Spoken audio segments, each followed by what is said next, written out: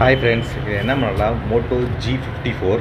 இதில் கம்ப்ளைண்ட் என்னென்னா, கஸ்டமர் கீழே போட்டிருக்காங்க. கீழே போட்டது வந்து டச்சு ஒர்க் ஆகலை அப்படின்னு சொல்லியிருந்தாங்க.